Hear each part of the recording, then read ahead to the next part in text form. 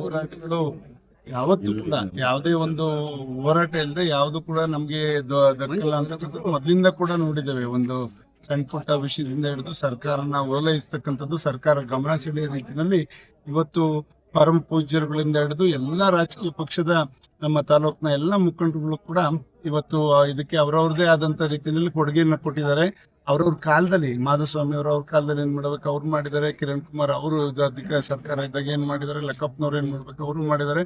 ಮತ್ತೆ ಬೇರೆ ಬೇರೆ ವಿವಿಧ ಸಂಘಟನೆಗಳು ಎಲ್ಲರೂ ಕೂಡ, ರೈತ ಸಂಘದವ್ರು ಇರ್ಬೋದು, ಹಿಂದೆ ಸತೀಶ್ ಅಣ್ಣ ಅವರೆಲ್ಲ ಸಂಘದವ್ರು ಇದ್ರು, ಅವ್ರು ಆಕ್ಟಿವ್ ಆಗಿದ್ರು, ಅವರೆಲ್ಲ ಕೂಡ ಅಷ್ಟಿದಾಗಿ ಈಗ ಮಧು ಮತ್ತೆ ಸಂಘಟಕರೆಲ್ಲರೂ ಕೂಡ ನಮ್ಮೆಲ್ಲರನ್ನು ಕೂಡ ಸಂದರ್ಭಕ್ಕೂ ತಕ್ಕಂತೆ ನಮ್ಮನ್ನ ಎಚ್ಚರಿಸಿ ಕೆಲಸ ಮಾಡ್ಲಿಕ್ಕೆ ಇದೆಲ್ಲ ಒಂದು ಪರಿಪಾಠ ಯಾವತ್ತೂ ಕೂಡ ಇರ್ತದೆ. ಶಾಶ್ವತವಾಗಿ ಹೋರಾಟಗಳು ಇರಬೇಕು, ಜೊತೆಗೆ ಕೆಲಸನೂ ಆಗ್ಬೇಕು. ನಮ್ಮ ಉದ್ದೇಶ ಏನು ಸಂಪೂರ್ಣವಾಗಿ ಯಶಸ್ಸಾಗಬೇಕು. ಆ ನಿಟ್ಟಿನಲ್ಲಿ ಇವತ್ತು ಎಲ್ಲರೂ ಕೂಡ ಕೈ ಜೋಡಿಸಿದಂತೆ ಎಲ್ರಿಗೂ ಕೂಡ ತಾಲೂಕಿನ ಪರವಾಗಿ ಅಭಿನಂದನೆಯನ್ನು ಸಲ್ಲಿಸ್ಲಿಕ್ಕೆ ಬಯಸ್ತೇನೆ.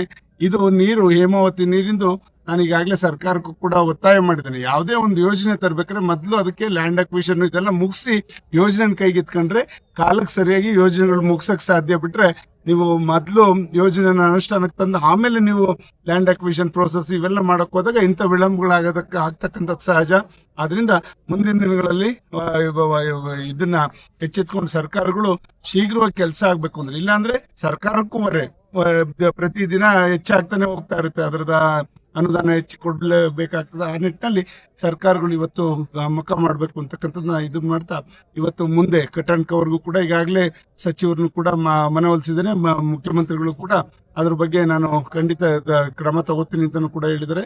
ನಮ್ಮ ಜಿಲ್ಲಾ ಉಸ್ತುವಾರಿ ಸಚಿವರು ಕೂಡ ಅದಕ್ಕೆ ಕೈ ಜೋಡಿಸ್ತಕ್ಕಂಥ ಕೆಲಸವನ್ನ ಮಾಡಿದ್ದಾರೆ. ಇದೆಲ್ಲದನ್ನು ಕೂಡ ಅವರೆಲ್ಲರನ್ನು ಕೂಡ ವಿಶ್ವಾಸಕ್ಕೆ ತಗೊಂಡು ನಮ್ಮ ನೀರಾವರಿ ಯೋಜನೆಗಳು ಏನಿದೆ ಎಲ್ಲದನ್ನು ಕೂಡ ಕೈಗೆತ್ಕೊಂಡು ಅವೆಲ್ಲ ಪರಿಪೂರ್ಣವಾಗಿ ಮುಗಿಯೋವರೆಗೂ ಕೂಡ ನಾವೆಲ್ಲರೂ ಕೂಡ ಜೊತೆಲಿರೋಣ ಅಂತಕ್ಕಂಥದ್ದನ್ನ ಈ ಸಂದರ್ಭದಲ್ಲಿ ಹೇಳ್ತಾ, ಇವತ್ತೇನು ನಮ್ಮ ನವಲೇಕೆರೆಗೆ ನೀರು ಬರ್ತಕ್ಕಂಥದ್ದು ಹಲವಾರು ದಿನಗಳಿಂದ ಬೇಡಿಕೆ ಇತ್ತು, ಅದು ಇವತ್ತು ನೀರು ಬಿಡಿಸ್ತಕ್ಕಂಥ ಕೆಲಸ ಆಗಿದೆ.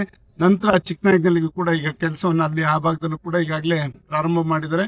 ಅದನ್ನು ಕೂಡ ಶೀಘ್ರವಾಗಿ ಮಾಡ್ಕೊಂಡು ಅಲ್ಲಿಂದ ಕಂದಕೆರೆ ಭಾಗಕ್ಕೂ ಕೂಡ ನೀರು ಕೊಡ್ತಕ್ಕಂಥದ್ದಕ್ಕೆ ನಾವೆಲ್ಲರೂ ಕೂಡ ಅದು ಹೋರಾಟವನ್ನ ಮುಂದುವರಿಸ್ತೇವೆ ಅಂತಕ್ಕಂಥದ್ದನ್ನ ಈ ಸಂದರ್ಭದಲ್ಲಿ ಹೇಳ್ತಾ, ಇವತ್ತೇನಿದು ಕೈ ಜೋಡಿಸಿದಂತ ಎಲ್ರಿಗೂ ಕೂಡ ಅಭಿನಂದನೆ ಸಲ್ಲಿಸ್ತಾ ನನ್ನ ಮಾತು ಮುಗಿಸ್ತೇನೆ.